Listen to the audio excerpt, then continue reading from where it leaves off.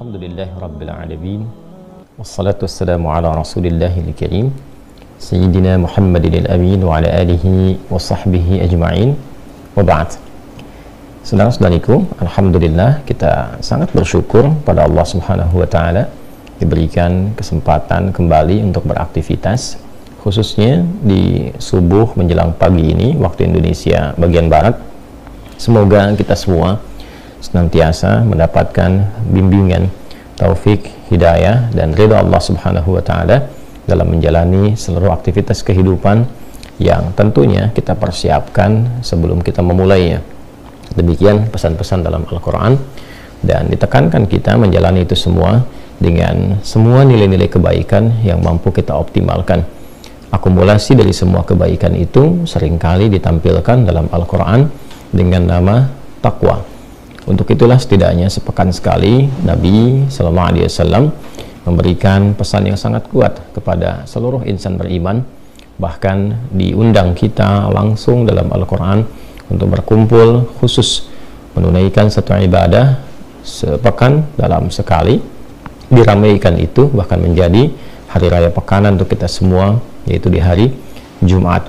Dalam salah satu bagian khutbah, khatib mengingatkan kita semua melanjutkan risalah yang disampaikan, dipesankan oleh Rasulullah SAW agar kita senantiasa meningkatkan ketakwaan kita kepada Allah Subhanahu wa ta'ala dengan sungguh-sungguh, dengan serius, dan mengimplementasikan nilai-nilai ketakwaan itu dalam tatanan kehidupan kita yang terjaga sampai dengan kita wafat kembali pada Allah Subhanahu wa ta'ala. Itulah kiranya pesan singkat di Quran surah ketiga Ali Imran di ayat 102 itu. Ya ayyuhalladzina amanu taqullaha haqqa tuqatih wa la tamutunna illa wa antum muslimun. Hai semua yang telah menyatakan dirinya beriman kepada Allah Subhanahu wa ta'ala, yakin bahwa ia akan kembali, yakin dengan ketuhanan Allah Subhanahu wa ta'ala, maka ia buktikan keyakinan tanpa ragu itu dengan menunaikan segala arahan-arahan berupa perintah Allah Subhanahu wa ta'ala, meninggalkan larangan-larangan yang Allah mintakan, bahkan untuk menjauhinya. Maka semua itu disebut dengan takwa. Tingkatkanlah takwa kalian kepada Allah dengan cara yang benar, dengan sungguh-sungguh, dengan serius.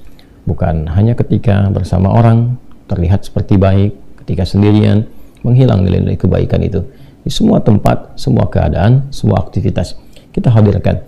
Dan di antara sekian banyak aktivitas itu ada yang terkait hubungan kita dengan Allah. Saat sholat, kita mencoba menunaikan sholat dengan spirit takwa.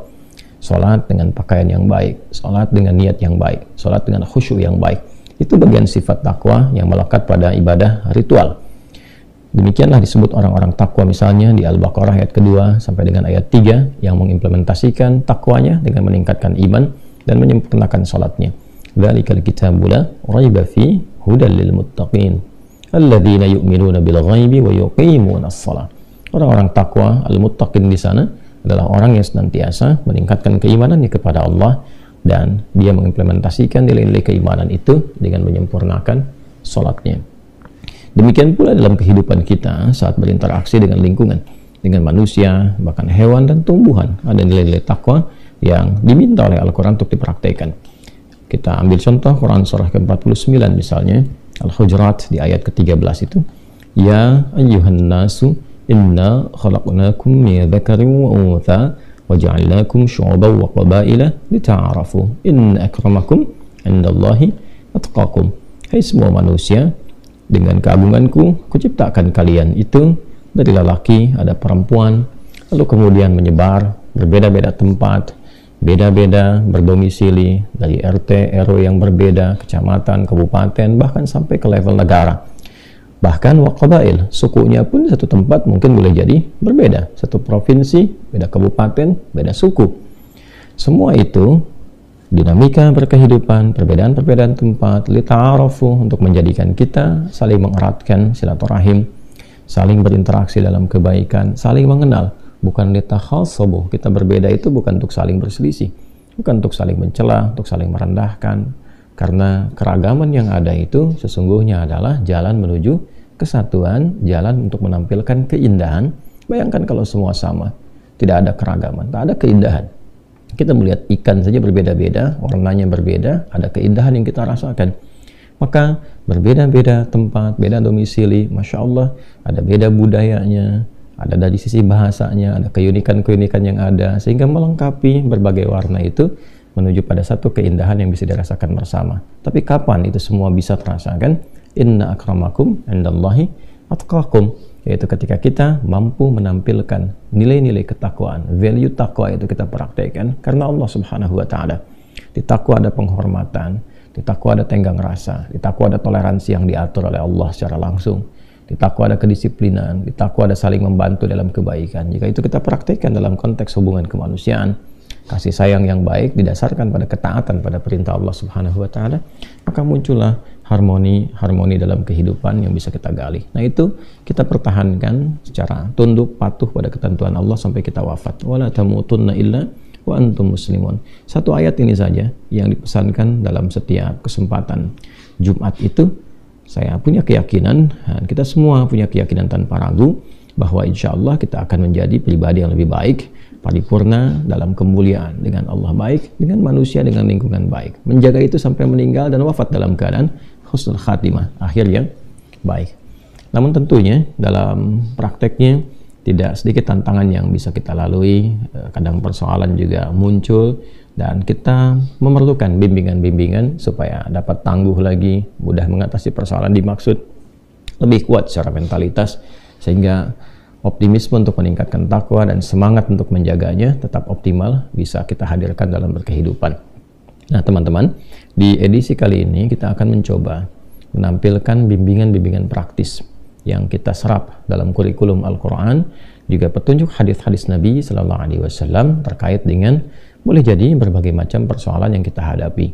Kita mesti sepakat dulu, dan kesepakatan ini mesti didasari dengan keyakinan.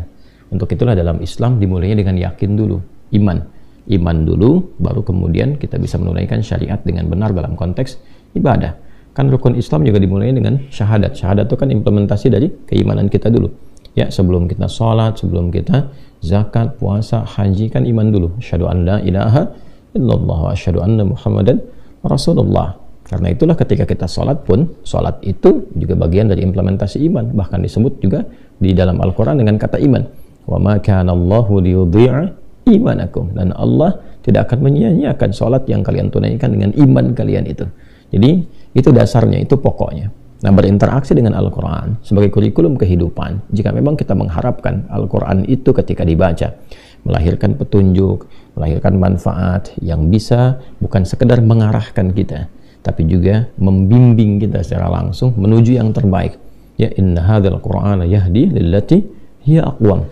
Ya, sungguh Al-Quran itu jangan pernah diragukan. Jika kita ikuti pedomannya, akan membimbing kita menuju yang terbaik. Apapun itu. Apapun kegiatannya, apapun aktivitasnya, apapun persoalannya, diberikan solusi yang terbaik. Hanya dasarnya mesti yakin dulu. Itu yang dimaksud dzalikal kitabu la raiba fi. Semua isi Al-Quran itu begitu agung, begitu tinggi, jauh dari apa yang kita bayangkan, jauh dari apa yang kita pikirkan, gitu kan? La raiba fi, dan jangan pernah meragukan kandungannya. Ya, apalagi sampai kemudian meragukan, menuduh, menyangka dan sebagainya. Hilangkan itu semua.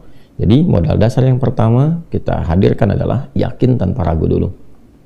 Nah, setelah itu kembangkan keyakinan kita untuk kita implementasikan, mengeluarkan seluruh petunjuk-petunjuk yang ada di dalamnya terkait dengan kehidupan kita. Karena itu di dalam Al-Quran sendiri disebutkan fungsi Al-Quran sebagai hudan. Al-Baqarah ayat 185. Syahrul Ramadan alladzi unzila fihi al-Qur'anu hudan linnas. Jadi posisikan setelah kita yakin betul, kan, bukan hanya kita meyakini sebagai firman Allah, kalau itu sudah otomatis, kan, tapi juga melengkapi keyakinan kita dengan sempurna bahwa firman Allah itu adalah pedoman hidup kita, kurikulum kehidupan. Nah, keyakinan itulah yang menjadikan kita mengeluarkan berbagai petunjuk dari Al-Fatihah sampai An-Nas, kita bawa dalam kehidupan. Ada petunjuk apa dalam kehidupan berkeluarga sebagai anak, ya, kemudian naik lagi laki-laki sebagai suami, perempuan sebagai istri, lalu sebagai ayah, ibu, dan tugas-tugasnya. Nah, setelah yakin, keluarkan kurikulumnya, tunggangi itu dalam kehidupan. Maka perhatikanlah bagaimana keluarga ideal dibangun dari sejak era Nabi Muhammad SAW. Ya, cara berpikirnya kita akan belajar dari sejarah sirah. Ya, orang-orang sebelum datang risalah yang dijelaskan dengan sempurna dicontohkan oleh Nabi Muhammad SAW, kehidupan keluarganya bagaimana? Ya kan? Bahkan ada yang mengubur anaknya hidup-hidup ketika lahir perempuan, ya bahkan ada yang berzina tanpa batas dan sebagainya. Tapi ketika risalah diturunkan, kurikulum dikeluarkan, dipraktekkan dalam kehidupan, Masya Allah, jadi keluarga ideal yang saling menyayangi, ya kan? Kita kenal bahkan generasi setelah itu dan sebagainya. Dari era Nabi kita dengar cerita bagaimana Uwais Al-Qarni berbakti kepada ibundanya sampai digendong-gendong, sampai sekarang banyak orang ingin diberi nama dengan Uwais, kan? Kapan Uwais bisa begitu? Masya Allah, itu kan? Kapan Ammar bin Yasir bisa begitu sempurna baktinya kepada ibunya? Kapan itu terjadi? Kapan kemudian mereka saling menyayangi? Ketika datang risalah Islam. Jadi ketika Anda, seorang anak, menjadi muslim, ya menjadi muslim cukup sebagai muslim, pasti sayang orang tuanya. Nggak mungkin ada anak mengatakan dirinya muslim, ya tiba kemudian durhaka kepada orang tua. Bukankah ada ayat-ayat yang bahkan melarang kita hanya untuk berkata saja? Ya, kata demikian aja dilarang, apalagi dengan membentak misalnya, apalagi dengan durhaka aspek-aspek lain. Itu kalau kita memahami betapa indahnya Islam. Demikian orang tua. Bagaimana Allah Subhanahu wa taala memberikan pesan-pesan kuat pada ayah misalnya, ya, kepada ibu misalnya, untuk saling harmoni, membentuk keluarga yang baik, bertanggung jawab di akhirat. Bahkan Allah mengatakan, jaga diri kalian dan keluarga kalian, ku anfusakum wa ahlikum nara. Kan? Ayo kalian semua kompak jaga diri, kemudian menata ke dalam keluarga yang baik, jangan sampai berbuat maksiat, jangan sampai terpisah saat di akhirat. Itu luar biasa. Nah teman-teman, insya Allah petunjuk yang kita tampilkan di kesempatan pagi kali ini secara cepat dan singkat adalah hal yang terkait dengan kehidupan maliyah, aspek-aspek harta benda, yang terkadang beberapa tantangan yang didapati adalah sebagian manusia, termasuk dalamnya umat Islam, terjebak dalam persoalan utang piutang. Dasar dari pembahasan ini seringkali ada pertanyaan, yang kadang di dalam pertanyaan itu juga ada permintaan, bahkan tidak sedikit yang tuntutan. Ya, seringkali juga kurang menempat gitu ya. Teman-teman, bersyukur kita pada Allah Subhanahu wa taala, saling share, ya kan? Saling bisa memberikan solusi dalam arti mengarahkan dan sebagainya, tapi juga harus menempatkan. Ya, tidak sedikit yang berkirim surat, ya persoalannya masalah-masalah utang piutang, tapi juga tidak sedikit yang meminta kami untuk melunasi utang, ya. Kadang-kadang bagaimana cara berpikirnya gitu ya. Ya kita berdoa kebaikan kepada Allah. Cuma saya kan bukan orang-orang yang mendedikasikan hidupnya untuk harta gitu ya. Kita kan untuk mengajar. Karena itu kita berikan panduan-panduannya. Nanti di akhir juga kita bisa rumuskan bagaimana konsep ikhtiar dan sebagainya yang bisa didapatkan. Tapi sekali lagi kita coba hadirkan petunjuknya dulu, setelah itu mungkin kita ikhtiarkan. Mudah-mudahan Allah Subhanahu wa taala dengan ikhtiar dan keikhlasan yang kita lakukan bisa memudahkan jalan hidup kita, termasuk juga mengentaskan persoalan-persoalan terkait dengan harta benda, khususnya utang piutang. Petunjuk dalam Al-Quran tentang pengentasan utang piutang. Baik, bismillahirrahmanirrahim. Teman-teman, tidak ada satupun persoalan dalam kehidupan yang tidak kita dapati solusinya. Dan betapa berbahagia kita, betapa indahnya Islam. Tidak ada satupun persoalan dalam kehidupan kecuali dihadirkan solusi dan jawabannya. Bahkan itu dimulai sejak Nabi SAW diberikan risalah pertama yang berkelanjutan, sempurna isinya, dan dipraktekkan melintasi zaman. Semuanya sesuai dengan keadaan kita. Dan Masya Allah itu menunjukkan kebenaran risalah Islam. Bukan kreasi Nabi, bukan karang-karang Nabi, tapi memang hadir dari petunjuk Allah Subhanahu wa taala yang mengetahui seluruh kehidupan kita. Nah, terkait dengan utang piutang yang kiranya ada kesulitan-kesulitan tertentu dari sebagian orang untuk bisa mengatasi itu semua, maka kita akan hadirkan beberapa doa-doa yang mengoneksikan kita dengan Allah Subhanahu wa taala yang kemudian kita implementasikan dalam konteks kehidupan kita. Nah, sekarang kita akan masuk kepada zikirnya saja, zikir pengentas utangnya dalam Al-Quran, juga dalam hadis seperti apa. Adapun bab-bab yang kenapa mesti berutang, kenapa begini, kenapa begitu, kita simpan dulu saja ya di pembahasan yang lain, karena nanti ada aspek-aspek juga yang mesti kita gali dalam beberapa hal. Ya, ada proses utang piutang yang dipraktikkan oleh Nabi juga di saat beliau berkehidupan, ya kan? Tapi juga itu diizinkan oleh Allah Subhanahu wa taala untuk memberi contoh kepada kita kapan harus berutang, kalaupun itu mesti dilakukan. Ya, bagaimana cara menutupnya? Ketika ada kesulitan, bagaimana cara memohonnya? Nah, kita masuk ke level ketiga dulu, ya, sebelum nanti insya Allah di lain kesempatan kita lengkapi 1 dan 2 seterusnya. Ini untuk menjawab beberapa persoalan-persoalan yang mendesak kadang-kadang dimintakan kepada kita untuk sharing. Baik, bismillahirrahmanirrahim. Kita mulai urutkan dulu teman-teman dari Al-Quran dan hadisnya. Ya, kita dalil, kita tunjukkan dulu. Kan temanya itu zikir pengentas utang kan? Ya, kita turunkan dulu. Ya, zikir pengentas utang. Ya. Nah, sebelum ke sini pengentas hutang, ya, penghilang, gitu kan. Kemudian juga solusi untuk bisa baik itu melunasi, menyelesaikan dan sebagainya. Saya ingin fokuskan Anda kepada kata zikir dulu ini. Ini diksi yang seringkali ditampilkan oleh para ulama yang memang mengambil dari pengajaran Al-Quran secara langsung dan mencantumkan kata zikir itu sendiri. Ya, teman-teman, dari situ nanti kan kita tahu ada zikir pagi dan petang, gitu kan? Dan isinya kan doa-doa kan? Ya. Nah, zikir itu, zikir dari kata zakara asalnya. Zal, kaf dan ra. Ya, zakara. Kemudian sifatnya yang kita praktekkan, ya, menjadi sifat keterangan yang melekat dipraktekkan disebut dengan zikir. Ya, zakara yadhkuru zikran. Ya. Ini. Secara bahasa, singkatnya seringkali diartikan dengan ingat. Ya. Hal dzakarta syai'a, apakah kamu ingat ya tentang sesuatu itu? Ini. Kalau kita gali lebih dalam, sesungguhnya kata dzakara itu adalah proses mengoneksikan diri kita ya dengan objek tertentu. Ya. Kita ingin mengoneksikan, menyambungkan misalnya keadaan diri kita ya dengan objek tertentu, apakah itu terkait dengan aspek ketuhanan pada khususnya misalnya, ingin mengoneksikan diri kita dengan Allah Subhanahu wa taala. Kita sebagai hamba, Allah sebagai Tuhan yang hak misalnya. Ya kan? Maka dalam bahasa Arab bahkan dalam Al-Qur'an, konektivitas itu disebut dengan zikir. Makanya kenapa disebut dengan ingat? Karena saat ingat kita terkoneksi kan? Ya kan? Ketika teman-teman ingat kejadian di masa lalu, kita terkoneksi dengan keadaan itu kan? Begitu terkoneksi, maka hadirlah kemudian beberapa gambaran-gambaran dalam diri kita yang membimbing kita untuk bersikap.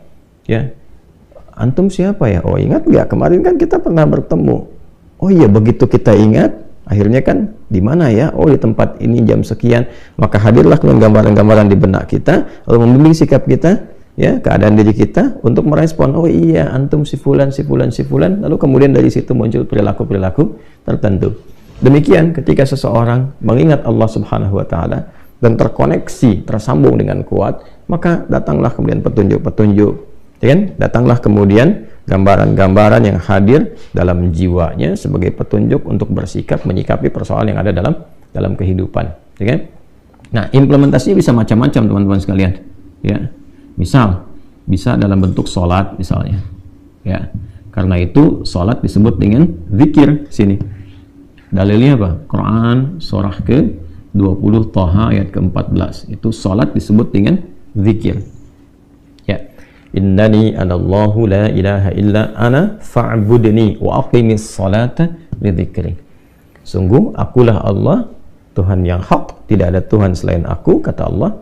Maka buktikan kebertuhananmu kepadaku dengan menunaikan sholat, sembah aku ya, dan tunaikan sholat sebagai zikir. Nah ini kepadaku yang mengoneksikan engkau denganku karena imanmu. Jadi sholat disebut dengan zikir karena saat sholat kita terkoneksi dengan Allah. Ya, baik. Pun demikian doa. Nah ini doa juga disebut dengan zikir. Nah, doa ya disebut dengan zikir. Karena saat kita terkoneksi ya dengan Allah itu dalam keadaan berdoa. Saat berdoa kan kita nyambung kan, terkoneksi dengan Allah kan, bahkan menyebut namanya ya. Makanya seringkali ada zikir-zikir, azkarus sabah, azkarul masa, zikir pagi, zikir sore, isinya kan doa semua tuh. Ya, kenapa doa disebut dengan zikir? Karena seseorang saat sedang berdoa, dia mengoneksikan dirinya dengan Allah Subhanahu wa taala. Karena itu dalam Al-Qur'an di surah ke-7 khususnya Al-A'raf di ayat ke-205 itu doa disebut dengan zikir. Wadhkur rabbaka fi nafsika tadarruan wa khifatan wa dunal jahri minal qaul. Maka berdoalah, minta, berzikirlah dalam hatimu yang paling dalam. Maksudnya apa? Minta dengan segenap hati, dengan khusyuk. Ya, silahkan disuarakan, minta, tapi tidak harus suara yang berteriak kencang, karena kata Nabi, Tuhanmu itu kan maha mendengar, tidak tuli. Maksudnya silahkan memohon, ya, dengan suara yang bisa diresapi oleh hati, itu maksudnya. Bukan tidak bersuara, ya, dengan bersuara, mengeluarkan suara yang diresapi oleh hati. Ya, kalau suara kencang kan hati juga meresapnya kan turun. Ya, antara lisan dengan hati kan selalu begitu. Kalau ingin beriringan, maka transmisi gelombang itu harus sama, antara suara dengan hati disatukan, ketemu tuh di satu titik. Ya, begitu kita keluarkan suara, hati meresapi, kan gelombangnya kan akan sama tuh ya. Ya, nggak terlalu kencang, nggak juga terlalu rendah gitu, akan ketemu di satu titik. Nah, itu yang dimaksud di ayat ini.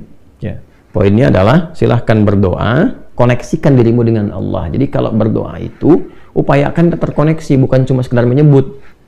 Ya, Alhamdulillahilladzi ahyana ba'da ma amatana wa ilaihin nusyur. Doa habis bangun tidur kan? Bangun tidur berdoa. Bukan cuma di lisan, karena doa itu disebut dengan zikir. Ya, jadi upayakan yang dibaca itu terkoneksi, terhubung kepada Allah. Bagaimana bisa terhubung? Kalau imannya jalan, kalau hatinya meresapi itu. Makanya ketika kita berdoa, usahakan itu dalam keadaan sadar. Ya, sadar, jangan dulu sambil ngantuk begini. Nah, kesadaran itu didorong oleh kehusyuan dalam hati. Itu yang dimaksud zikir. Ya, wadhkur rabbaka fi nafsika tadarruan wa khifatan wa dunal jahri minal qaul. Ini gambarannya, teman-teman sekalian.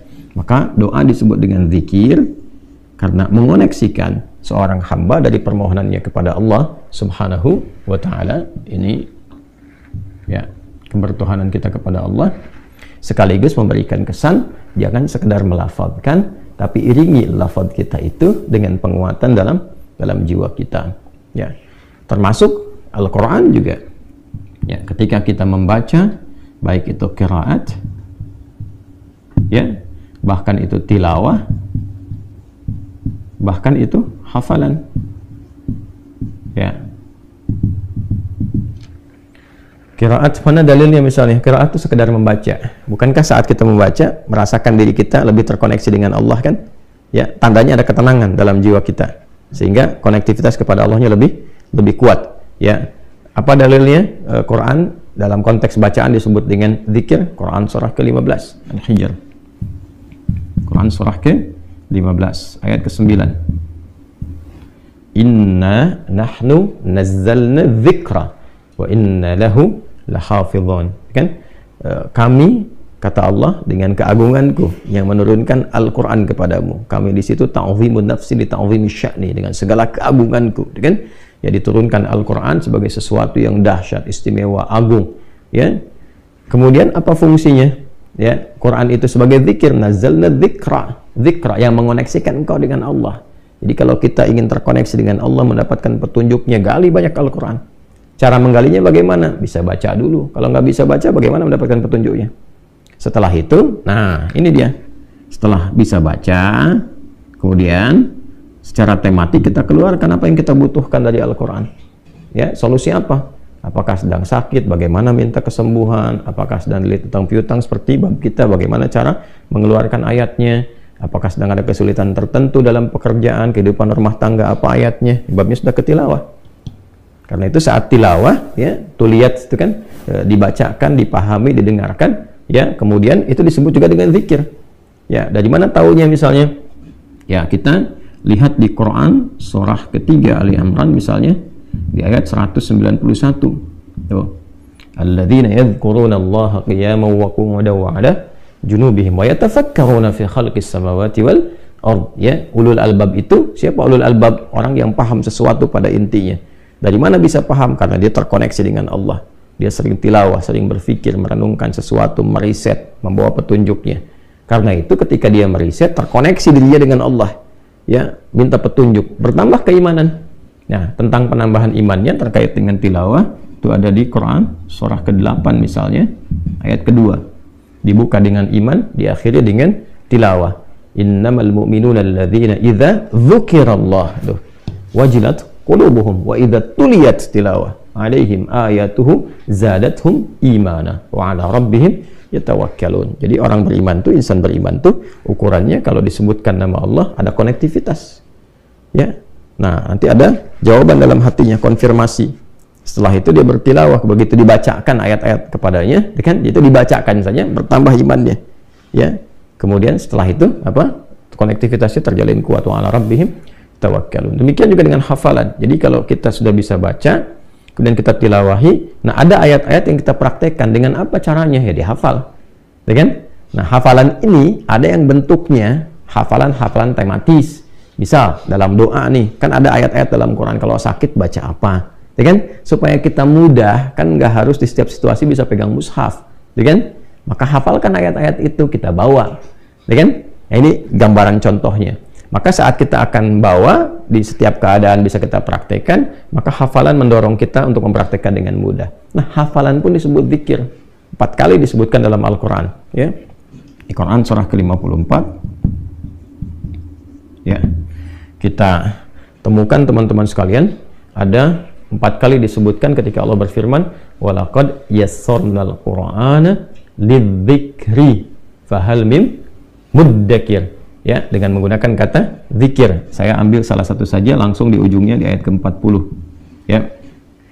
Jadi kalau kita ambil bagian ini, keseluruhannya kita gabungkan dan kita kembalikan ke tema kita tentang zikir pengentas utang, maka kita akan temukan bimbingan. 1, ya, apa yang dibaca, zikirnya yang dimaksudkan apa yang dibacanya, dan bagaimana cara membacanya, ya. 3, kapan. Nah, jelas ya? Nah, sedangkan kalau kita temukan kata zikir dalam Al-Quran, bentuknya menjawab semua bagian apa yang kita pertanyakan ini. Jadi saya gali dari dasar dulu, ya, supaya kita paham. Dan dengan pemahaman ini, mempraktekannya akan berbeda dengan sekedar cuma saya sebutkan, baca ini ya, baca itu ya, gitu ya. Saya ingin Anda mengerti, saya mengerti, kita mengerti saat membaca itu dasarnya apa. Nanti bisa mengajarkan kembali, itu bukan sekedar kita praktekkan. Dan ini dasarnya adalah keyakinan yang paripurna, jangan pernah ragu sedikit pun. Kita mulai saja cepat. Apa yang dibaca? Kalau terkait dengan apa, kita urutkan ke sini, berarti kan kaitannya dengan doa ya. Baik ya, zikir diantara maknanya adalah doa. Doa apa yang dibaca, yang diberikan petunjuk dalam Al-Quran, setidaknya untuk pengentasan utang piutang, ya kan? Itu gambarannya. Lalu masuk ke sini, bagaimana qiraatnya, seperti apa tilawahnya, dan konsekuensinya dihafalkan. Lalu setelah itu bagaimana membacanya dan kapan, saat dalam keadaan bagaimana kita bacakan. Yuk kita urutkan cepat ya teman-teman sekalian. Ya, kita akan mengacu praktek ini kepada apa yang diajarkan Rasulullah SAW. Karena syahadat kita kan begitu. Asyhadu an la ilaha illallah, kebertuhanan kita kepada Allah, wa asyhadu anna Muhammadan Rasulullah. Cara kita bertuhan, cara bertuhan kan mempraktikkan ibadahnya termasuk doanya adalah berdasarkan petunjuk Rasulullah Shallallahu Alaihi Wasallam. Jadi kalau kita kaitan dengan Allah kita ambil dari Al-Quran, kaitan dengan Rasulullah kita ambil dari hadis. Prakteknya disebut apa? Sunnah. Jadi jalan yang kita ikutinya dalam praktek kesemuanya itu disebut dengan sunnah. Baik teman-teman, kita akan coba urutkan dulu ayat-ayatnya ya. Quran surah ke-71, surat Nuh ya. Saya kasih kurung untuk memperjelas surat Nuh. Jadi kalau nanti ada kekeliruan, teman-teman bisa langsung luruskan ya. Ayat 10 sampai dengan ayat 12. Sudah? Nah, pelan-pelan. Di halaman 570 sampai 571 ya, kalau saya tidak keliru, dari kiri bawah sampai buka lagi ke atas satu tuh. Kemudian lanjut, Quran surah ketiga, Ali Imran,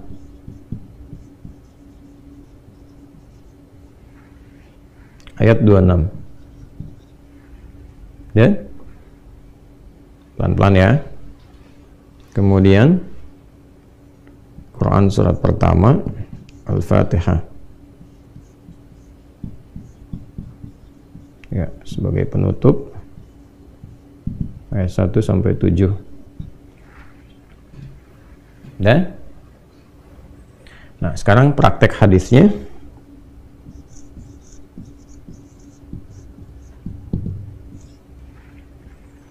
Hadis diriwayatkan oleh Anas bin Malik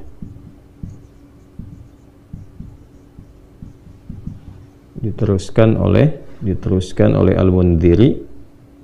Saya tuliskan diteruskan ya. Kalau cuma dikasih kurung nanti salah persepsi. Oleh Al-Mundhiri. Itu bisa dicek teman-teman. Kemudian ditemukannya, ini tekan ke atas, ditemukan di kitab Al-Jami' As-Shaghir, Jami' As-Shaghir karya Imam At-Tabrani. Imam At-Tabrani. Nomor hadis 558. Yang mendapatkan pengajaran tentang doa ini adalah sahabat Mu'adz bin Jabal. Jadi kita lengkapi sampai ke sirahnya. Ya, jadi kalau kita nanti cari, kita temukan kitabnya di mana? Ini Al-Jami' As-Shaghir nomor hadis 558. Rawinya siapa? Anas bin Malik. Yang meneruskan siapa? Al-Mundhiri. Yang mengalami siapa? Mu'adz bin Jabal radhiyallahu taala anhu. Nanti ini bisa dilacak. Itulah indahnya dalam Islam. Dalil ada, transmisi urutannya ada, terus bukti sejarahnya ada. Kan dilacak orangnya ada. Mu'adz ada enggak? Ada. Imam Tabrani ada enggak? Ada. Kitabnya juga ada. Al-Mundhiri ada enggak? Ada. Anas bin Malik ada. Di sirah bisa dilacak. Kejadiannya bisa ditemukan. Kapan, dalam keadaan apa, seperti apa. Itu indahnya dalam Islam. Ini enggak ada satupun persoalan. Kecuali ketika dijawab itu sanadnya tersambung semua. Itu prakteknya ada. Dan ini bukan rekayasa gitu. Itu indahnya dalam Islam, itu komplit semuanya. Ya. Yuk kita teruskan dulu teman-teman sekalian ya. Saya akan keluarkan dulu dari sisi Al-Qur'annya untuk membuka, lihat urutannya. Ya. Pertama Quran surat 71, surat Nuh ayat 10 sampai 12. Ya. Ini amalannya kita turunkan dalam bentuk amalan dulu ya. Satu, istighfar. Istighfar. Dah? Tas ya. Dalilnya apa? Ini Quran surah Nuh surat 71 ayat 10 sampai 12.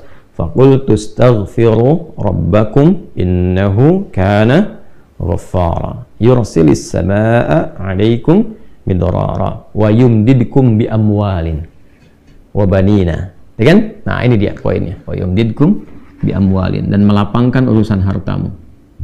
Ya. Di ayat yang ke-12 koneksinya ayat 10, terus intinya di ayat ke-12-nya. Faqultu astaghfiru rabbakum, maka aku, ya kan, mengatakan, ini lisan Nabi Nuh yang disampaikan oleh Al-Quran, bagaimana Nabi Nuh mengajak umatnya untuk memperbaiki diri, mengoneksikan kembali diri mereka kepada Allah, bertobat, ya, memperbanyak istighfar karena salahnya banyak. Nah, kemudian apa manfaat dari istighfar itu? Maka hal-hal yang terkait dengan kesulitan hidup kita, baik terkorelasi dengan alam misalnya, ya, ini kaitan dengan hujan, yang ayat 11-nya. Hujan misalnya belum turun, kemarau dan sebagainya. Boleh jadi ada keadaan yang tidak terkait dengan alam saja. Alam kan yang menundukkan Allah. Coba dicek. Boleh jadi mungkin ada perilaku masyarakatnya yang tidak Allah sukai, sehingga tertahanlah kemudian ya rizki dalam bentuk hujan itu dan tidak mengalir, sehingga diminta hamba itu terkoneksi kembali dengan Allah. Makanya kan ada salat istisqa kan, salat meminta hujan kan. Salat itu apa? Mengoneksikan kita dengan Allah. Dan diawali dengan apa semua itu? Dengan istighfar, dengan taubat dulu. Mungkin ada yang salah kan, yang Allah tidak sukai, ada dosa-dosa kumulatif tuh kan. Nanti ujiannya tuh pelan-pelan tuh. Alam tuh kalau bergerak itu kan nggak mungkin bisa bergerak kecuali atas izin siapa? Ya, izin pemiliknya. Izin yang punya, yang mengaturnya. Kan Rabbul Alamin itu yang merawat, mengatur. Alhamdulillahi Rabbil Alamin. Kita bersyukur dengan menjaga alam dan sebagainya. Ketika manusia berbuat kerusakan, kan, maka Allah berkehendak supaya kembali dijaga lagi. Ada banjir, ada hujan, likuifasi, macam-macam. Itu kalau kita urutkan tuh, bukan hanya persoalan alam saja, ada tangan-tangan manusia berperan di situ yang merusak. Sehingga alam menyeimbangkan kembali. Nah, keseimbangan itu kan hukum Allah, Allah yang mengatur. Ya, bagaimana cara menyeimbangkannya tuh? Nah, dalam konteks ini, istighfar, mengoneksikan diri kita kepada Allah itu insya Allah, dengan izin Allah subhanahu wa ta'ala, melapangkan keadaan-keadaan termasuk terkait dengan kemarau berkepanjangan, ya, belum turunnya hujan. Nanti cara prakteknya bisa dengan memperbanyak, bisa dibawa dalam sholat, ya kan? Nah, ini Poin pertama kan dalam salat kita istighfar juga kan? Ya, subhanakallahumma rabbana bihamdika Allahumma ighfirli. Dalam duduk di antara sujud, rabbi ighfirli, itu kan? Warhamni wajburni dan seterusnya. Itu yang dibawa dalam praktek salat. Bacaannya sudah ada, contohnya sudah ada. Kalau tidak di dalam salat, ya kita perbanyak istighfar yang bisa kita lakukan. Astaghfirullahalazim, astaghfirullahalazim, astaghfirullahalazim. Kalau mau kita bawa dengan suasana kita yang mungkin banyak karena salah melangkah, ya terjebak dengan riba, karena salah bertindak, hanya ingin flexing, ya kemudian tiba-tiba pinjam ini, pinjam itu, utang sana, utang itu, kan? Akhirnya terjebak dan sebagainya. Salah tuh istighfar. Astaghfirullahalazim. Karena merasa salah, bisa kita lengkapi. Astaghfirullahalazim alladzi la ilaha illa huwal hayyul qayyum wa atubu ilaih, kan? Astaghfirullahalazim alladzi la ilaha illa huwal hayyul qayyum wa atubu ilaih. Maka apa korelasi istighfar itu? Ya terkait dengan persoalan harta benda, sehingga kita mendapatkan kelapangan untuk bisa mengentaskan persoalan tentang piutang. Ayat 12-nya, wa yumdidkum bi amwalin. Maka Allah akan melapangkan kepada kalian bi amwalin, ya, dengan harta benda yang melimpah. Itu kelapangan harta. Kelapangan harta. Jelas ya? Ini dalilnya. Jadi dari ayat 10 sampai ke ayat 12. Bahkan itu bisa terus ke aset. Ya, kan seterusnya kan wajannati dan kebun-kebun, aset-aset dan sebagainya. Artinya bahkan dari keadaan terpuruk pun, kalau Anda benar ada kesadaran dalam diri untuk merubah pola hidup, lebih dekat dengan Allah, itu bukan cuma lunas, diganti oleh Allah dengan kelapangan yang lebih baik, yang membuat Anda nyaman dalam beribadah. Nah, cuma sekali lagi, cara prakteknya nanti dikembalikan ke sini, ke zikir. Ya, kan ini ke bagaimana nih, setelah apa yang dibaca, bagaimana cara bacanya. Bukan sekedar baca, mesti ada ketulusan, kesadaran. Karena kan ketika bicara bagaimana, disebutnya zikir, bukan cuma doa, zikir. Ya, karena itu ketika mulai beristighfar, dilakukan dengan benar-benar, dengan niat yang tulus. Ini, dengan niat yang tulus, dengan ikhlas. Maaf ya, bukan cuma di lisan. Astagfirullah, astagfirullah, astagfirullah, astagfirullahaladzim, alladzi la ilaha illa huwal hayyul qayyum wa atubu ilaih. Enggak. Rasakan segenap jiwa. Ya, apa yang salah selama ini, kan taubat itu kembali pada jalan yang baik, yang Allah sukai. Ada jalan yang salah ditempuh, pengen kembali, akui salah, sesali, minta ampun kepada Allah, ini salah ya Allah, gitu kan. Taubat dulu. Ya, taubat itu kan membuka sekat ya. Kalau saya kasih logika sederhana itu, saya kan sering gambarkan kalau ada, mohon maaf ya, gelas misalnya, saya tidak pandai menggambar dan seterusnya. Ini ada bejana tertentu kan. Nah ini kan kalau kosong dimasuki apa saja bisa masuk. Tapi kalau disekat nih, ditutup, ya gelas ada penutupnya, kan mau masukin apa juga nggak bisa, mental lagi, mental. Nah orang-orang yang belum mendapatkan pengabulan dari Allah itu karena boleh jadi belum dapat itu karena mungkin tidak dikabulkannya itu bukan karena nggak dikabul, karena ada sekat ini. Jadi begitu Allah kabulkan misalnya itu mental lagi, hukumnya begitu, karena ada penutup. Nah ini sekat ini maksiat namanya. Ya, maksiat yang dimaksud dalam hadis itu kan, ketika Nabi menyebutkan seseorang kan, ya, thumma dzakara rajula, mengisahkan seorang lelaki yutil safara asy'atha aghbara. Masih ingat hadis itu? Ya, yang penuh dengan debu, gitu kan, berjalan panjang, yamudu yadayhi ilas sama, bermohon kepada Allah, gitu kan, ya, dengan mengangkat tangannya, fayaqulu ya Rabb, dia berkata ya Allah, ya Rabb, yang merawatku, yang memenuhi segala kebutuhan. Ya, apa respon Nabi setelah itu? Anna yustajabu lidzalik. Atau kama qala Rasulullah SAW, bagaimana bisa dijawab? Kenapa? Karena mat'amuhu haram, mashrabuhu haram, walbasu haram, wa ghudhiya bi haram. Makanannya haram, minumannya haram, pakaiannya haram, dan perangkat hidupnya haram. Yang haram ini menutup tuh. Jadi begitu dikabulkan akan dijawab mental balik. Nah, cara membuka ini, menghilangkan ini semua sekatnya itu dengan istighfar. Faqultu astaghfiru rabbakum innahu kana ghaffara. Jadi kita penuh harap kepada Allah untuk dibersihkan dulu, niatnya bagus, tuh kan? Ya. Sampai kita mendapat di kalimat yursilis samaa 'alaikum midrara wa yumdidkum bi amwalin, ya, mendapatkan kelapangan. Nah, sebelum kelapangan itu apa dulu yang didapatkan? Nanti ada kenyamanan dalam hati. Begitu air mata mengalir, sadar, lapang hati, ada ketulusan. Nah, ketulusannya nanti disertai kesiapan, ya, dan kekuatan untuk menjalani petunjuk yang Allah berikan. Ini kerja ini seperti ini ikhtiarnya. Tuh, jadi nggak ada nawar-nawar lagi, dilakukan aja gitu. Ya, itu Masya Allah, kalau benar kita bisa atasi demikian, menghadirkan kelapangan dalam hati, ketulusan dalam bertobat dan sebagainya, itu insya Allah nggak lama jalannya. Demikian itu ada. Sampai Anda merasakan nikmatnya, Masya Allah, bisnis tanpa utang, yang tadinya sering kali terjebak dalam leasing yang nggak bisa bayar, ini yang bunga yang terus berbunga lagi. Tiba-tiba begitu selesai Anda bisnis tanpa utang, nyamannya luar biasa, enak. Ya, nggak ada dikejar-kejar yang bikin gelisah, tuntutan begini begitu. Sekalipun mesti ada utang-utang kecil, cash flow-nya bisa diseimbangkan, tapi jalannya syar'i, indahnya luar biasa ini. Ya, dimulai dari sini dulu. Ya, nah sekali lagi, ini gambaran dasarnya teman-teman sekalian. Ya, kemudian setelah itu, setelah istighfar, kita mohonkan, kita mintakan, dan terasa ke dalam jiwa itu. Ya, ini gambarannya. Apa yang dibaca, bagaimana cara baca.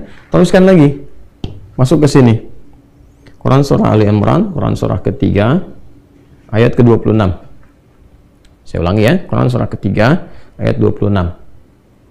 Coba lihat ya, sebelah kanan tuh di pertengahan. Ya, a'udzubillahi minasyaitonir rajim. Bismillahirrahmanirrahim.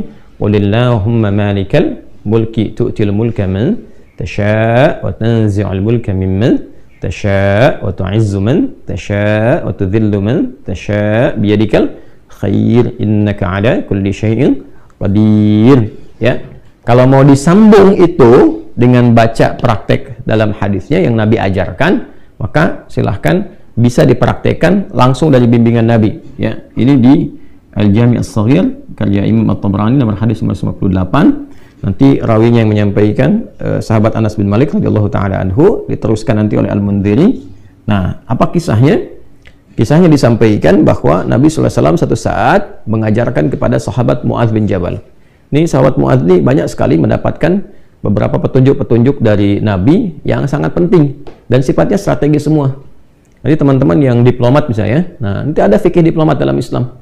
Mulai dari bagaimana cara memetakan wilayah. Sebelum berangkat tuh udah belajar dulu. Jangan sampai ditugaskan di satu negara, ya Anda nggak pelajari, tiba-tiba langsung datang begitu aja.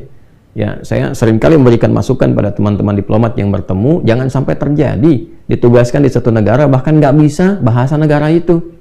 Tugaskan di Arab, nggak bisa bahasa Arab. Tugaskan di Brazil, nggak bisa bahasa Amerika Latinnya misalnya. Ya kan? Tugaskan di Jepang, nggak bisa bahasa Jepang. Sebelum berangkat, pelajari dulu di mana ditempatkan. Kursus belajar dulu, praktekkan.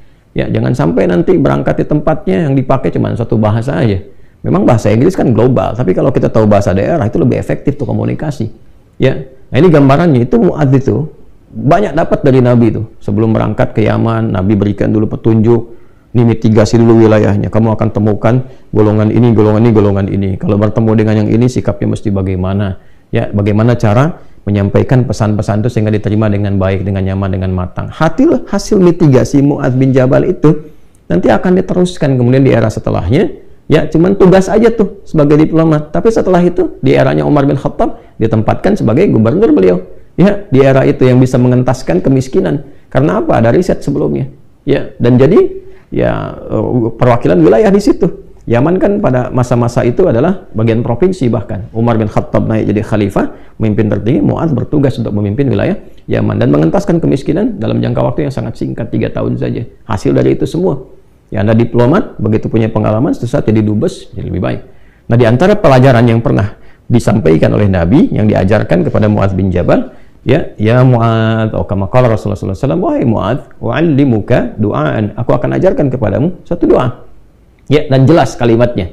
Bisa mengentaskan kesulitanmu, utang-utangmu, dain kalimatnya itu, walaupun itu sebesar Jabal Uhud, gunung Uhud. Masya Allah.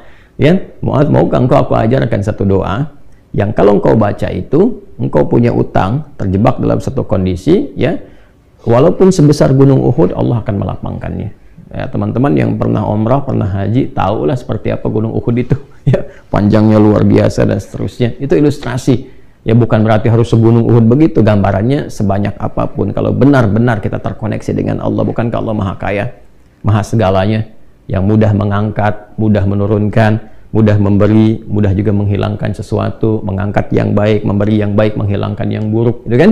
Dan seterusnya. Maka Mu'adz tentu mengiyakan, dan Nabi kemudian sallallahu alaihi wasallam memberikan petunjuk doanya, gitu kan? Maka beliau memulai dengan Allahumma, gitu kan? Kalau kita baca ayatnya kan Qulillahumma, ya. Nah, kita bisa bacakan langsung potong dari kata Allahumma-nya berdasarkan pengajaran dari Nabi sallallahu alaihi wasallam kepada Mu'adz bin Jabal. Itu bisa dicek di hadisnya. Allahumma malikal mulki. Coba buka mushafnya ya. Buka mushafnya. teman-teman buka mushaf ini, mushaf masing-masing di rumah, cari Quran surah ketiga Ali Imran ayat 26. Kan kata kulnya di situ, kalau kita baca Quran harus dibaca semuanya. Qulillahumma. Tapi kul itu kan katakan, ya, perintah Allah kepada Rasulullah. Nah, kita bisa dalam konteks berdoa, kita bisa langsung bacakan dari Allahumma-nya. Allahumma malikal mulki. Saya ulang ya. Allahumma malikal mulki. Tu'til mulka man tasha' wa tanzi'ul mulka mimman tasha' wa tu'izzu man tasha' wa tudhillu man tasha' biyadikal khair innaka 'ala kulli syai'in qadir. Jadi dimulainya dari Allahumma-nya sampai ke ujung ayatnya. Sudah? Dah ya? Kemudian teruskan. Rahmanad dunya, Rahmanad dunya. Saya tulis ya, teman-teman itu bisa screenshot ya. Rahmanad dunya wal akhirah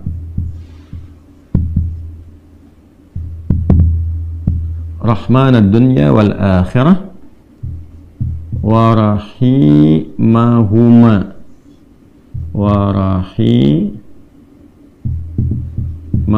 Teruskan. Jadi begitu selesai yang Ali Imran 26-nya, ya, kita baca dari Allahumma-nya. Allahumma malikal mulki tu'til mulka man tasha' wa tanzi'ul mulka mimman tasha' wa tu'izzu man tasha' wa tudhillu man tasha' biyadikal khair innaka 'ala kulli syai'in qadir.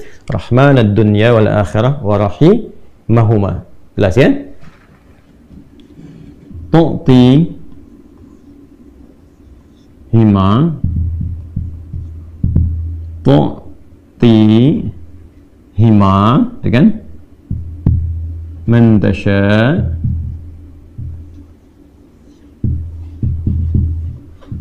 dah, wa tamna'u minhuma man tasha'.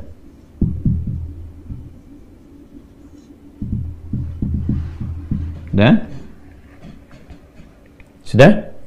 Rahman ad-dunya wal akhirah wa rahimahuma, asalnya ya Rahman, ya Rahman ad-dunya wal akhirah. Karena kita ingin cepat. Biasanya kan orang memohon tuh kalau punya utang pengen cepat dilepaskan kan, maka caranya biasanya dilepaskan huruf ya-nya dan menunjukkan ini fathah untuk menunjukkan ada ya sebelumnya. Asalnya ya Rahman ad-dunya wal akhirah. Kita percepat supaya kita minta sesuatu dipercepat. Rahman ad-dunya wal akhirah wa rahimahuma tu'tihima man tasha' wa tamna'u minhuma, ya kan? Man tasha'. Terus kemudian aghnini atau kama qala Rasulullah SAW, aghnini birahmatika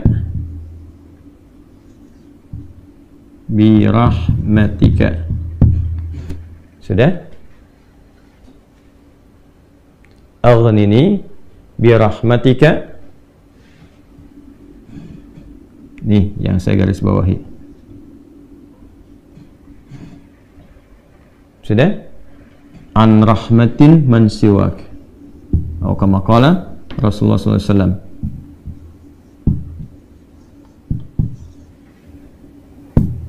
An rahmatin man siwak. Sudah? Ini poinnya di sini yang saya garis bawahi. Allahumma malikal mulki tu'til mulka man tasha'. Ya Allah yang menggenggam segenap kekuasaan, Engkau memberikan kekuasaan pada siapa yang Engkau kehendaki.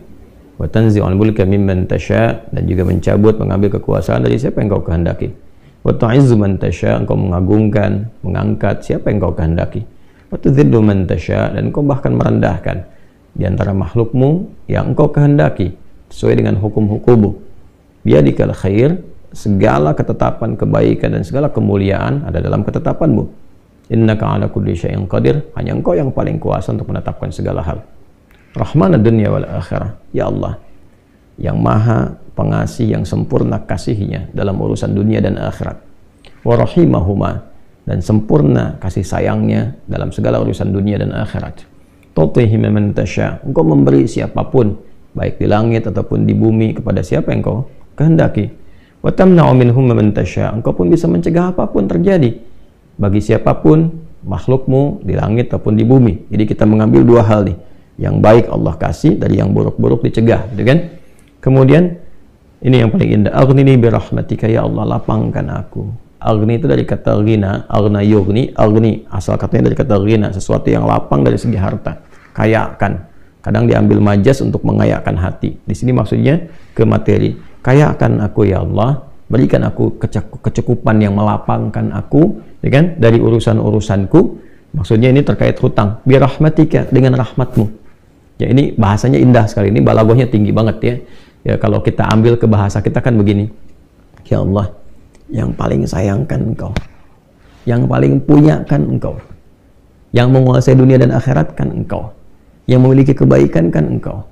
Yang mencegah dari segala yang sulit pun kan Engkau. Yang punya solusi semuanya Engkau.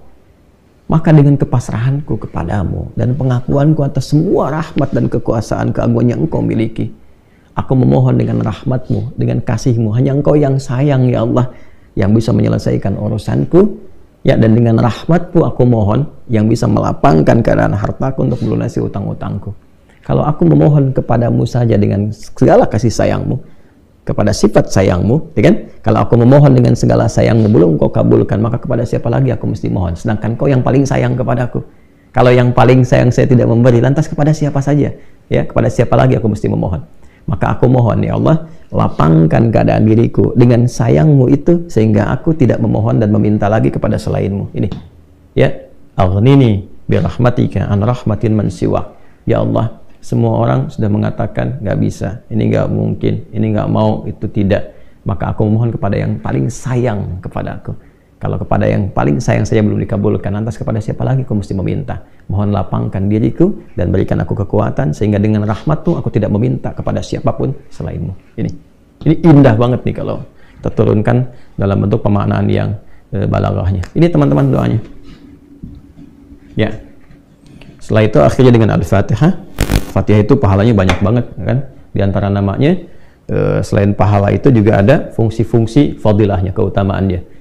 Ya, apa di antara fungsi keutamaan fadilah itu disebut juga dengan Al-Kafi, Asy-Syafi, yang mencukupkan segala hal, kan? Yang dengan izin Allah bisa menyembuhkan, karena intisari Quran itu ada di Al-Fatihah. Maka diakhiri dengan Al-Fatihah, kemudian setelah itu tutup dengan sholawat.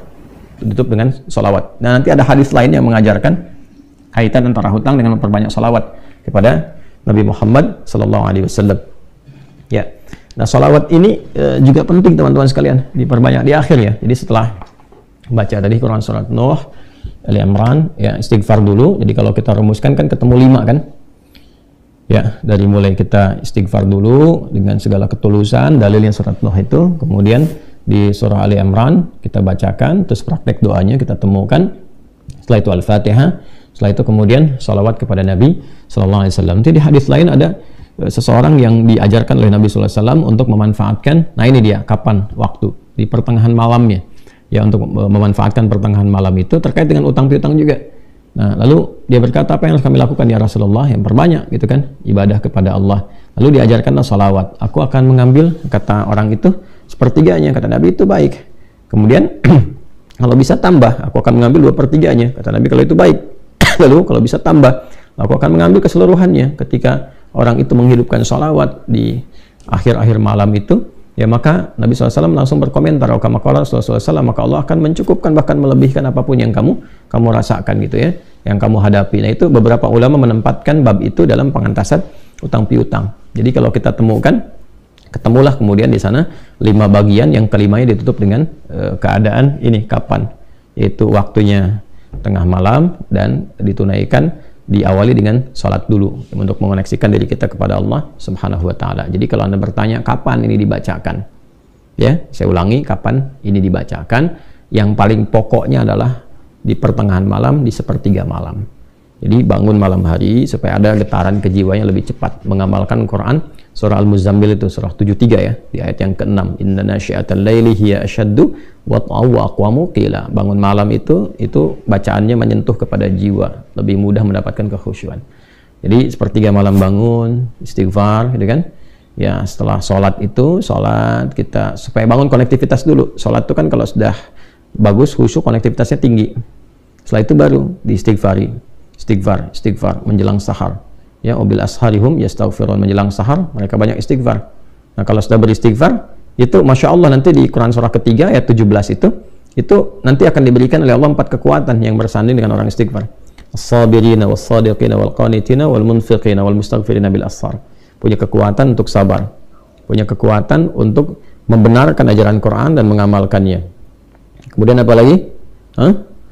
Qanitin, khusyuk ibadah. Orang yang biasa bangun malam istighfar di ujung malam tuh lebih khusyuk ibadahnya. Nah, itu wal-munfiqin, bisa jadi rajin infak, setara itu. 4 itu bisa setara. Jadi orang yang istighfar, pemahaman pertamanya bisa setara amalnya dengan orang yang rajin infak, yang khusyuk ibadah, orang yang membenarkan isi kitab dan mengamalkan, serta orang sabar. Pemahaman berikutnya adalah mendapatkan 4 keutamaan ini. Bisa rajin infak. Bagaimana bisa infak kalau nggak ada yang diinfaki?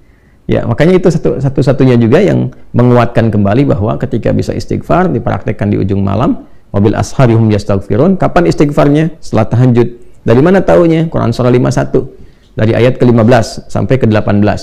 Innal muttaqina fi jannati wa 'uyun akhidina ma atahum rabbuhum innahum kanu qabla dzalika muhsinin. Ayat 17-nya, kanu qalila minal laili ma yahja'un. Itu kan mereka itu orang-orang yang sedikit tidurnya, maksudnya menghidupkan malam, rajin tahajud. Setelah itu apa? Wabil asharihum yastaghfirun. Menjelang waktu sahar, sepertiga malam ke waktu sahar, ya dekat-dekat ke fajar, dia banyak istighfar. Nah, saat istighfar itulah dia dapatkan sampai hatinya khusyuk, baru bacakan ini. Ya Allahumma malikal mulki tu'til mulka man tasha' wa tanzi'ul mulka mimman tasha' wa tu'izzu man tasha' wa tudhillu man tasha' biyadikal khair innaka 'ala kulli syai'in qadir. Ar-Rahmanud dunya wal akhirah. Itu tulisan ke sana. Wa rahimahuma tu'tihuma man tasha' wa tamna'u minhum man tasha'. Kemudian teruskan langsung ke bawah. Aghnini bi rahmatika an rahmati man siwak. Minta kepada Allah. Ya, setelah itu boleh sertakan kemudian bahasa-bahasa kita minta. Terus baca Al-Fatihah, tutup dengan salawat kepada Rasulullah sallallahu alaihi wasallam. Ya, itu dibiasakan. Nah, sampai mendapatkan kekuatan, tapi bukan berarti tidak berikhtiar. Setelah itu ikhtiar tetap. Ya, tetap berikhtiar. Ya, bagaimana cara berikhtiarnya? Ya, itu bisa kita bekerja dengan baik. Kalau nggak ada modal sama sekali, misalnya kita berikhtiar dulu dengan amal kebaikan. Datang ke masjid, berusaha rapi-rapi, gitu kan? Kemudian kita lihat ke DKM-nya, misalnya mengajukan dulu permintaan. Nggak usah banyak-banyak pinjamnya. Pinjamlah misalnya 100.000, 200.000, atau 500.000. Kemudian setelah itu cari peluang-peluang, misalnya di majelis-majelis ilmu kan banyak orang belajar itu. Ya, belilah modal tertentu, beli makanan atau minuman. Terus kontak ke DKM-nya, sampaikan. Ya, supaya nanti ada sinergi antara jamaah dengan yang dagang. Bicara dengan baik-baik sehingga nanti diumumkan. Ustadznya juga menyampaikan, berikan kelapangan kepada teman-teman yang sedang misalnya mencari rezeki berjualan, dapat dari situ, tambahkan lagi berdoa. Bisa jadi tiba-tiba Allah berkehendak menggerakkan orang-orang tertentu yang baik dan sebagainya. Ya kan? Jadi bukan datang ke ustadz untuk melunasi utangnya. Saya lihat beberapa teman-teman tuh kalau minta, saya terjebak riba gini, gimana solusinya?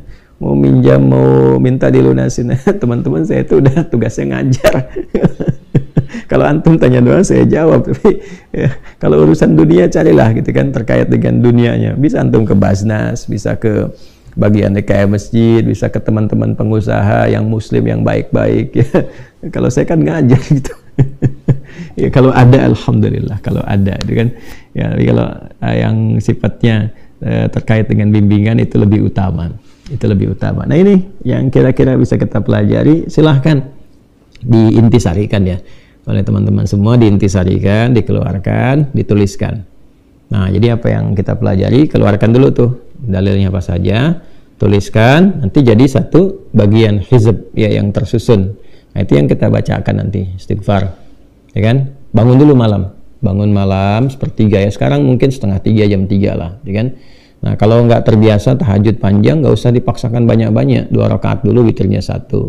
Kalau belum khusyuk, jangan dulu witir, misalnya tambah 2 rakaat lagi. Setelah itu witir, setelah itu istighfar. Istighfarnya yang betul, dari hati yang paling dalam. Ya, melebihi cinta lah. Cinta pada manusia aja bisa sambil bermohon-mohon. Ini cinta kepada Allah, masa nggak lebih daripada itu? Harus lebih. Ya, setelah itu teman-teman teruskan ke Ali Imran tadi, akhiri dengan Al-Fatihah, kemudian sempurnakan dengan salawat pada Rasulullah SAW. Ya, setelah itu ya silahkan sholat subuh, berikhtiar yang baik-baik seperti itu ya, berikhtiar dengan baik, nanti Allah akan lapangkan. Ya, boleh jadi nggak harus langsung dipraktekkan besoknya langsung dapat, nggak begitu. Ya, kan yang dituntut tuh kedekatan kita dengan Allahnya. Kadang diuji dulu. Coba sehari, 2 hari, sepekan, sebulan, supaya dituntut benar-benar serius sampai kita lapang dan ada tawakal. Tawakal itu kepasrahan paripurna setelah berikhtiar. Ya, itu kalau sudah di titik itu, Allahu Akbar, Allah datangkan tuh, jalankan dan sebagainya. Kan yang mengatur Allah juga, ya kan? Nah, perilakunya perbaiki juga. Ya, perilaku kita perbaiki dulu. Saya kira itu yang kita bisa uraikan di pertemuan kali ini untuk dibahas. Mudah-mudahan bisa disusun dengan cara yang baik. Teman-teman, izin untuk menguatkan informasi bahwa insya Allah di pekan depan mungkin akan ada kajian khusus di Mira itu untuk kelas profesi. Jadi mohon dilengkapi data-data yang sudah ada. Insya Allah dalam waktu yang tidak lama, insya Allah pekan depan lah saya siapkan dia. Sedang mencari tempat yang sesuai dulu, karena kajiannya tidak berlangsung di masjid, karena ini kan kelas khusus, kelas terkurikulumkan gitu, terkurikulum supaya bisa spesifik belajarnya. Kita akan mencari lokasi yang baik dia untuk bisa dihadirkan suasana itu. Nanti akan diinfokan kalau tidak Kamis ke Jumatnya. Jadi Kamis itu membutuhkan waktu 3-4 hari untuk menyusun data-data yang sudah masuk. Teman-teman yang sudah masuk Mira itu, tolong sekali lagi diupdate ya. Kemudian diperjelas semua informasinya supaya kita bisa tempatkan di kelas-kelas spesifik. Nanti akan ada undangan ke teman-teman semua. Mungkin kalau beres Rabu, Kamisnya undangan untuk menetapkan tempatnya di mana akan belajar. Insya Allah mungkin 50-100 orang dulu ya, supaya ini kan pelajaran khusus, bukan kajian umum sifatnya demikian. Nanti akan ada kelas-kelasnya. Kita kan udah ada 5 kelas itu ya.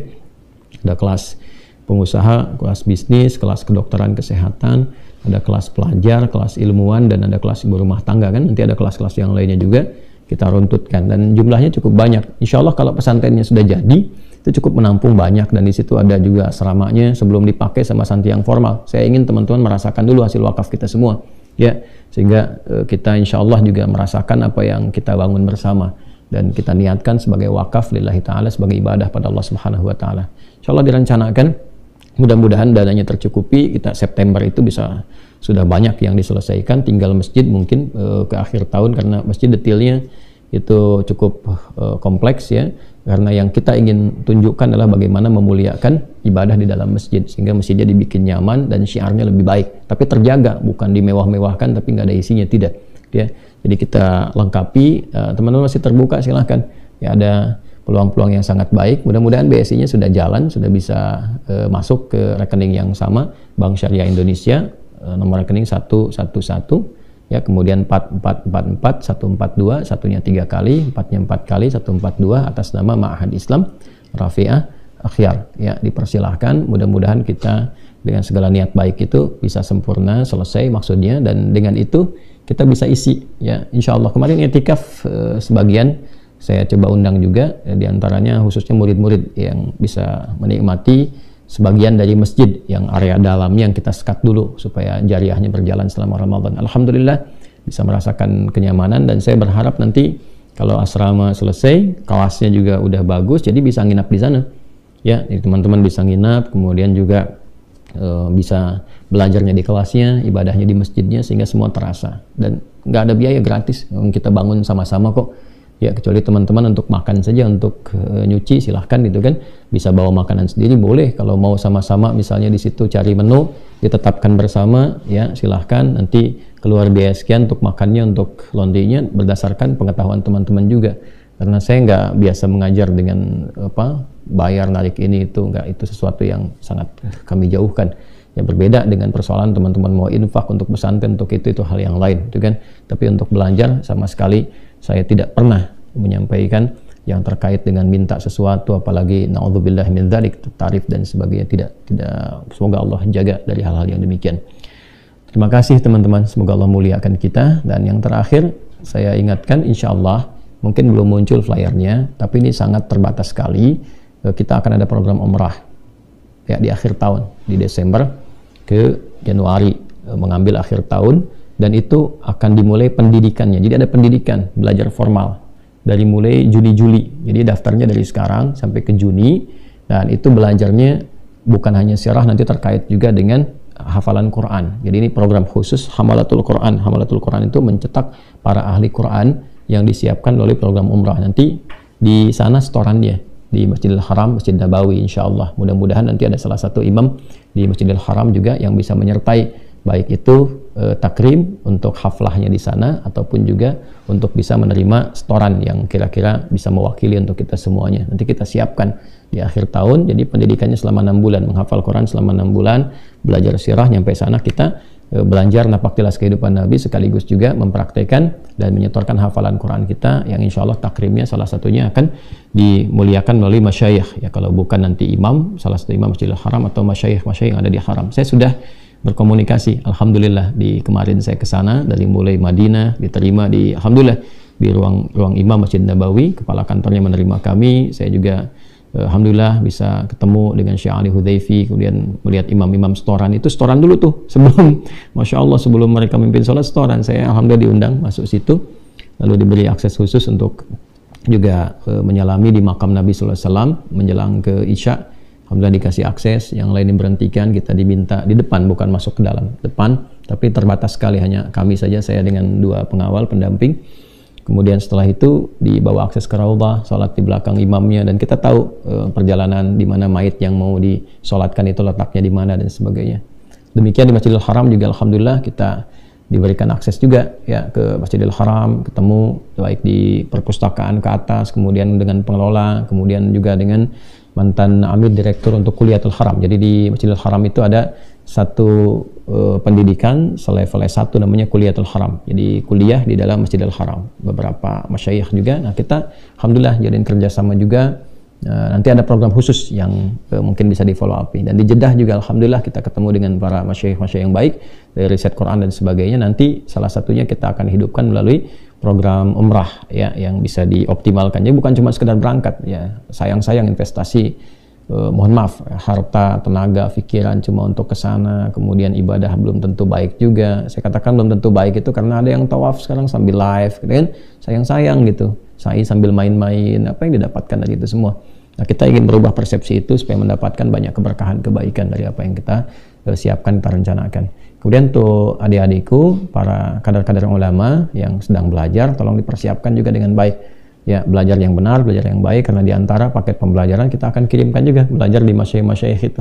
Ada yang dengan kami di sini, nanti kita akan kirim tuh, baik keluar, nanti juga belajar di Haramil Makki, ya, belajar juga dengan para masyayikh ada di beberapa negara. Kita akan kirimkan di waktu-waktu yang sudah kita rencanakan, insya Allah. Mudah-mudahan Allah ridha. Jadi kalau saya pun meninggal dunia, nanti kan ada yang neruskan pesantren. Pesantren itu bukan milik pribadi, itu dikelola yayasan, nanti ada yang neruskan kembali. Ya, kita cuma sebentar lah, selama ajal Allah berikan pada kita mencoba yang baik, nanti hasil-hasil itu pulang dan teman-teman mengajar balik ke kampung masing-masing nanti ya. Silakan mengabdi di MUI, bimbing masyarakat, dan ikhlaskan niat karena Allah, yang ikhlas supaya jadi hujjah kita saat kembali kepada Allah, dan mudah-mudahan diperkenankan berjumpa dengan Rasulullah SAW. Allahumma taqabbal minna innaka antas sami'ul alim wa tub 'alaina innaka antat tawwabur rahim. Allahumma ya rahman ad-dunya wal akhirah ya arhamar rahimin aghdina bi rahmatika ya Allah bi rahmatin amman siwak. Allahumma ya arhamar rahimin ya malikal mulki tu'til mulka man tasha wa tanzi'ul mulka mimman tasha wa tu'izzu man tasha wa tudhillu man tasha bi yadikal khair innaka 'ala kulli syai'in qadir. Rabbana la tad'a lana fi maqamina hadha wa fi kulli maqamin dhanban illa ghafartahu wa la hamman illa farajtahu wa la daynan illa qadaytahu ولا مريضا إلا شفيت ولا حاجة من حوائج الدنيا والآخرة فيها لك رضا وفيها لنا الصلاة إلا قضيتها يا أرحم الراحمين. ربنا آتنا في الدنيا حسنة وفي الآخرة حسنة وقنا عذاب النار. صلى الله على سيدنا محمد وعلى آله وصحبه أجمعين وآخر دعوانا سبحانك اللهم وبحمدك نشهد أن لا إله إلا أنت نستغفرك ونتوب إليك والحمد لله رب العالمين. السلام عليكم ورحمة الله وبركاته.